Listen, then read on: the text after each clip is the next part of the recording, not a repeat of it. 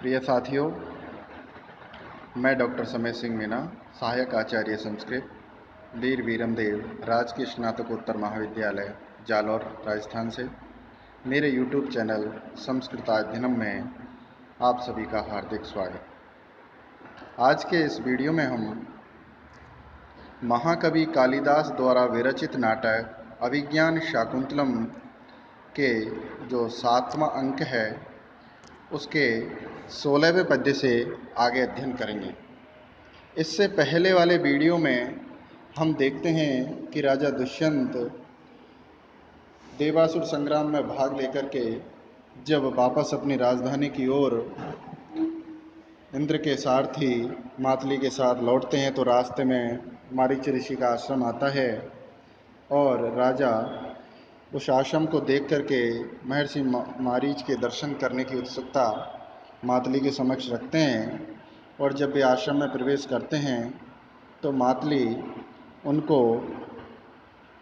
एक अशोक वृक्ष के नीचे बैठा करके स्वयं महर्षि मारीच से निवेदन करने के लिए चले जाते हैं। और तब राजा दुष्यंत देखते हैं कि एक बालक सिंह के बच्चे से खेल रहा होता है और 2 तपस्विनियाँ उसके साथ हैं। जब राजा वहाँ पहुँचते हैं तो बच्चा जब खिलौने लेने के लिए जब हाथ फैलाता है तो राजा उसके हाथ की रेखाओं को देख करके पहचानता है और कहता है कि बालक तो चक्रवर्ती राजा के लक्षणों से युक्त है, कि इसके हाथ की जो रेखा हैं वो इसको चक्रवर्ती राजा के लक्षणों से द्योतित बता रही हैं। क्या कहते हैं राजा मनी मन में कि प्रलोभ्य वस्तु प्रणया प्रसारितो विभाति जाल घृतांगुलीकरः अलक्ष्य पत्रांतरमेधिरा गया नभो शशाभिन्नमिवैक पंकजम।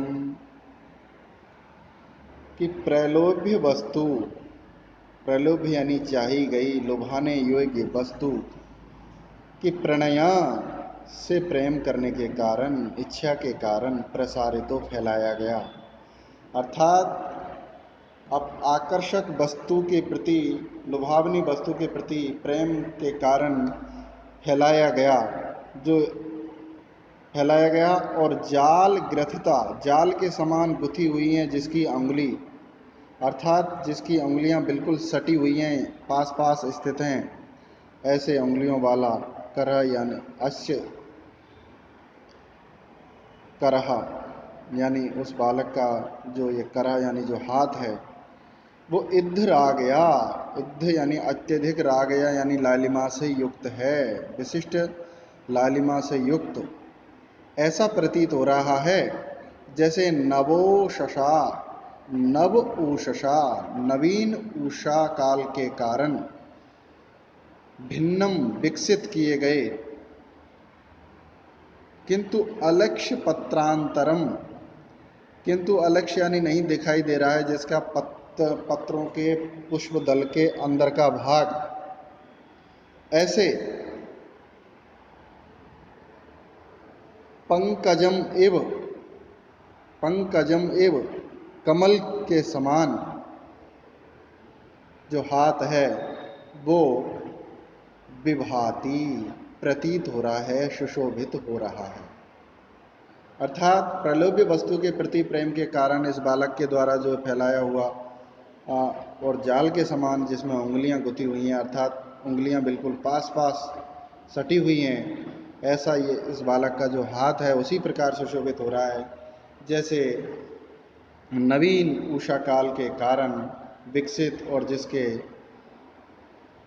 पल्लवों या पुष्प के दलों के कारण जिसके मध्य भाग अभी स्पष्ट रूप से दिखाई नहीं दे रहा है, ऐसा ये एक पंकजम यानी अद्वितीय कमल सुशोभित हो रहा है। ऐसा राजा उसके हाथ को देख करके अपने विचार प्रकट करते हैं। तो इसमें विभिन्न लक्षणों के द्वारा एक चक्रवर्ती सम्राट के लक्षणों को गिनाया गया है, इसलिए यहाँ काव्यलिंग अलंकार है। और भिन्नम इव एक पंकजम, यानी एक पंकजम इव की जैसे उपमा दी है उसके हाथ की, इसलिए यहाँ उपमा अलंकार है। और वंशस्थ वृत्त छंद है। और साथ ही प्रस्तुत छंद में भरत बालक के हाथों में, उस बालक का नाम भरत है, उसके हाथों में चक्रवर्ती सम्राट के चिन्हों का जो वर्णन किया है ये सामुद्रिक शास्त्र के अनुसार ही है, क्योंकि उसमें कहा जाता है कि जाल के समान परस्पर सटी हुई उंगलियों से युक्त जिसका हाथ होता है वह, उसके हाथ में राज्य लाभ होता है, सत्ता लाभ होता है और चक्रवर्ती सम्राट और शौर्य का वो प्रतीक होते हैं। इस प्रकार इस पद्य के माध्यम से महाकवि कालिदास का ज्योतिष या ज्ञान और सामुद्रिक शास्त्र विषय ज्ञान द्योतित होता है। अब राजा दुष्यंत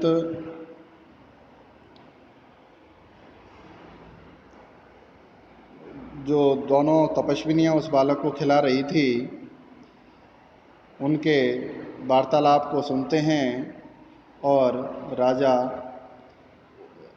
वो दोनों जब तपस्वियां उसको रोक रही थी कि सिंह के बच्चे से मत खेलो, ये तेरे पे हमला कर देगी, तो लेकिन वह बालक हट पकड़ लेता है।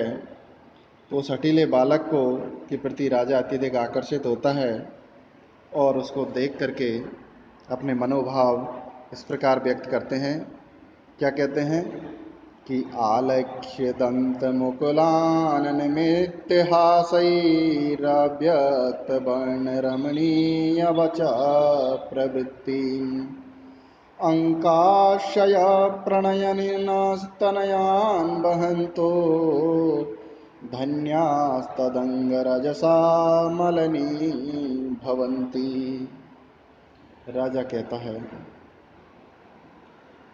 क्या कहते हैं कि अनिमित्त हासई, अनिमित्त यानी बिना किसी कारण से, हासई हंसने के कारण, और अलक्ष्य दंत मुकुलान, अलक्ष्य यानी पूरी तरह स्पष्ट रूप से नहीं दिए हैं दांत रूपी मुकुलान यानी कलियां, जिसकी दांत रूपी कलियां अभी पूरी तरह निकली नहीं हैं, अर्थात जिसके दांत पूरी तरह अभी आए नहीं हैं, ऐसे और अव्यक्त वर्ण अस्पष्ट वर्णों से युक्त रमणीय सुंदर बच्चा यानी जिसकी बोली है, अर्थात जो तुतला तुतला करके मधुर वाणी बोलने वाला है, ऐसे बालक के अंकाश्रय प्रणयन न, अंकाश्रय यानी गोद में लेने की इच्छा से युक्त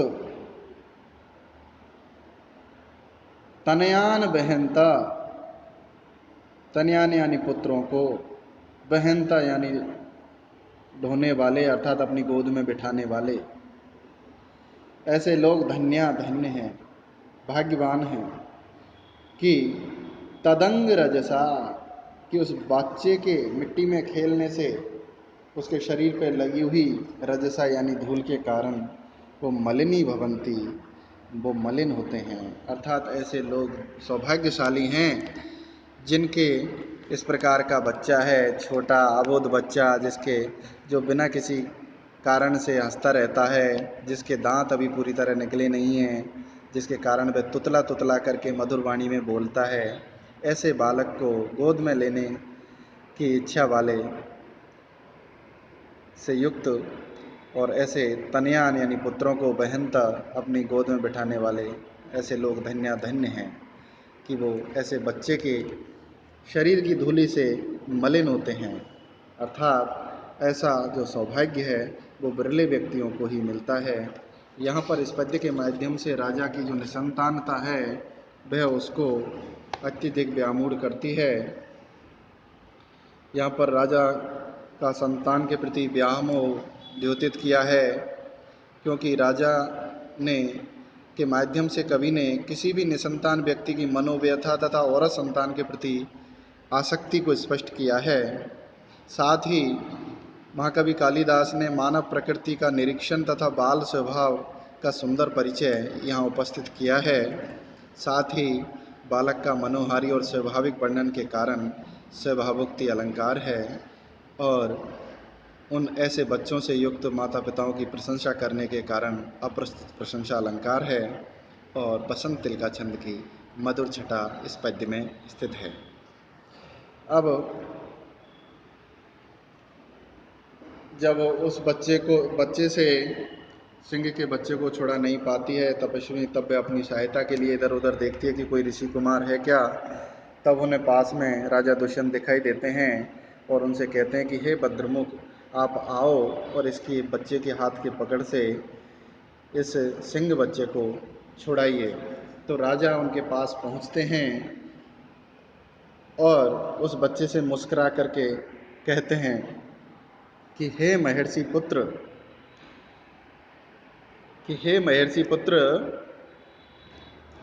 कि एवं आश्रम वृद्ध वृत्तिनां संयम किमिति जन्मतस्त्वया सत्वसंश्रय सुखोऽपि दुष्यते कृष्ण सर्प शिशुनिरेव चंदनम।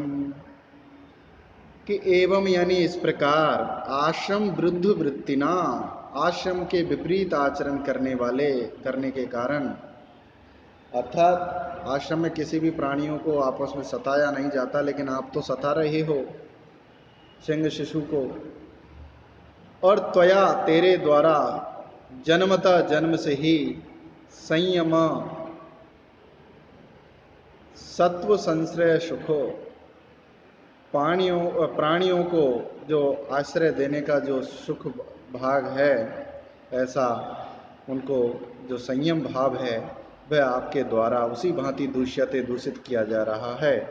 जैसे कृष्ण सर्प शिशुना, जैसे कृष्ण यानी काले सर्प के शिशु यानी बच्चे के द्वारा चंदनमेव, चंदन का वृक्ष दूषित होता है।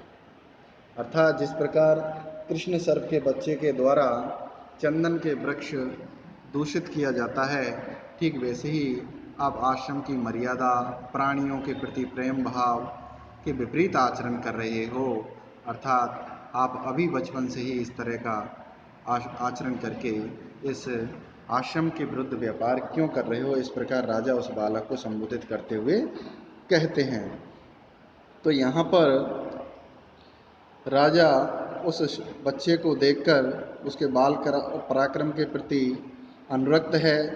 वहाँ उसके इस कृत्य को आश्रम के विपरीत आचरण भी मानते हैं, क्योंकि आश्रम में शांति, अहिंसा, प्राणी मात्र के प्रति सहृदयता के व्यवहार की भावना रहती है। वहाँ यह बालक सिंह शावक को क्रूरता से खींच रहा है, उसको पीड़ित कर रहा है, इसलिए राजा इस प्रकार अपने भाव व्यक्त करते हैं। तो यहाँ उस बालक की कृष्ण सर्प शिशु के से तुलना करने के कारण उपमा अलंकार है और रथोद्यता नामक छंद यहाँ पर है। अब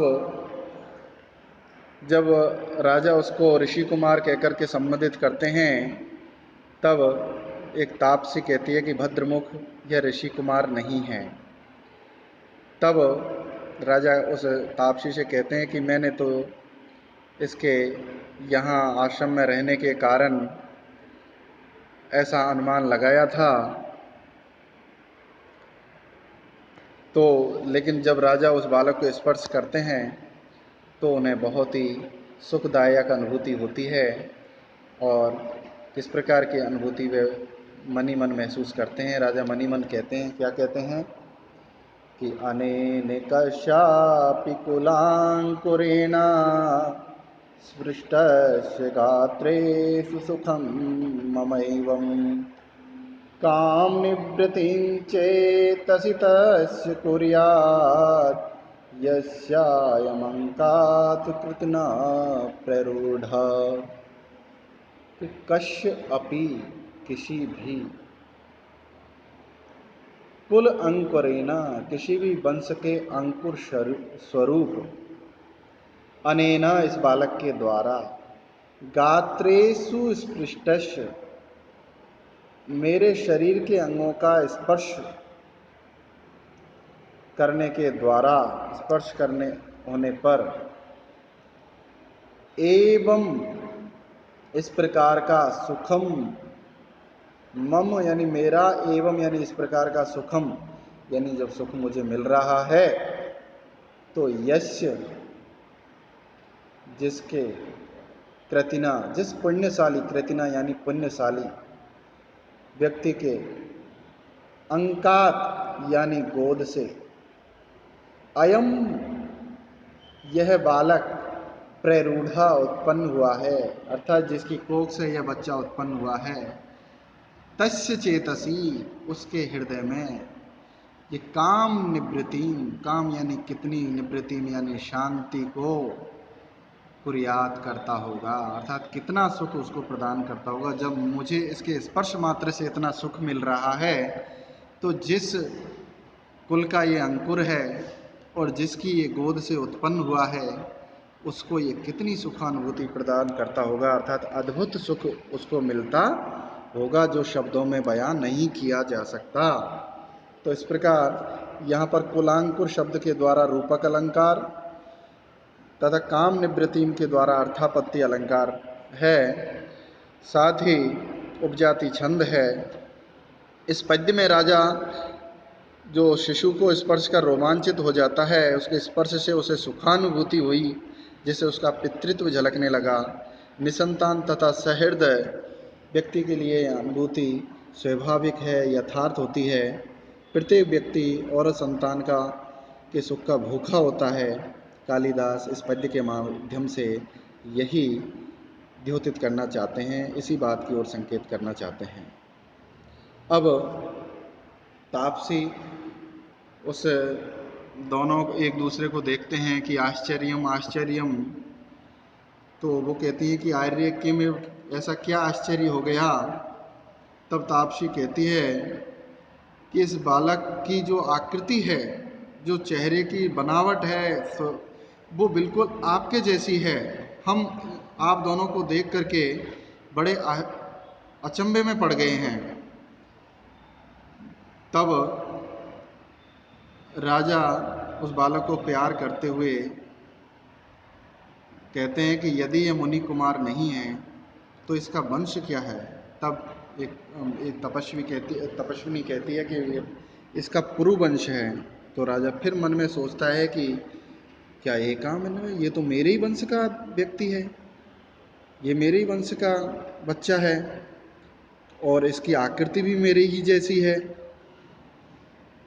तब वो कहते हैं कि पुरुवंशी राजाओं का ये अंतिम कुल व्रत है, ऐसा मुझे प्रतीत होता है। क्यों? क्योंकि राजा मनि मन कहते हैं कि भवनेषु रसाधिकेषु पूर्वं क्षितिरक्षार्थमुशन्ति ये निवासं नियतेक अतिव्रतानि पश्चात् तरुमूलानि गृह भवन्ति तेषाम्, कि ये किसी पुरुवंश का है और किसी संयमशाली वानप्रस्थी का बच्चा हो सकता है।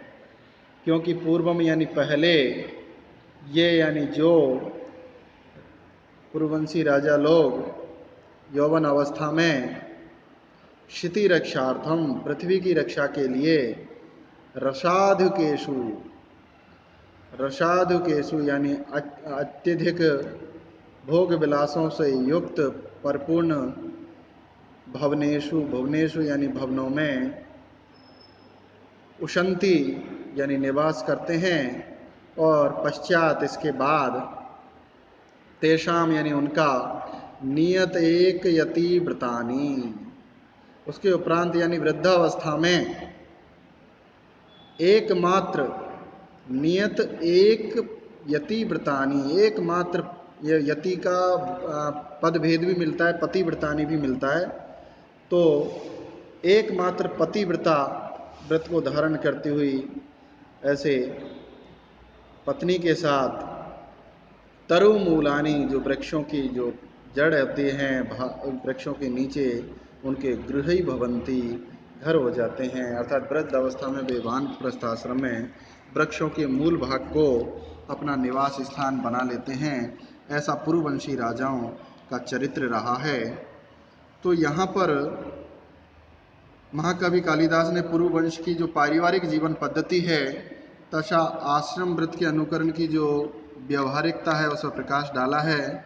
क्योंकि मनु स्मृति के अनुसार जब पुत्र के पुत्र हो जाए तो गृहस्थ आश्रम को त्याग कर तथा गृहस्थ का समस्त उत्तरदायित्व उसको सौंपकर प्रत्येक व्यक्ति को सपत्नीक अरण्य में यानी जंगल में चला जाना चाहिए और 50 वर्ष की अवस्था से 75 वर्ष की अवस्था तक वो वानप्रस्थ आश्रम का सेवन करते हैं। तो यहाँ इस पद्य में पूर्ववंशी राजाओं का यही स्वभाव यहाँ बताया है। इसमें तरु मूलों का उपयोग होने के कारण परिणाम अलंकार है और माल भारिणी नामक छंद है। आज के वीडियो में इतना ही। मेरे अगले वीडियो का नोटिफिकेशन प्राप्त करने के लिए आप मेरे चैनल संस्कृत अध्ययनम को सब्सक्राइब करें, लाइक करें और अपने अन्य साथियों के साथ इसको अधिकाधिक शेयर करें। आज के लिए इतना ही। धन्यवाद।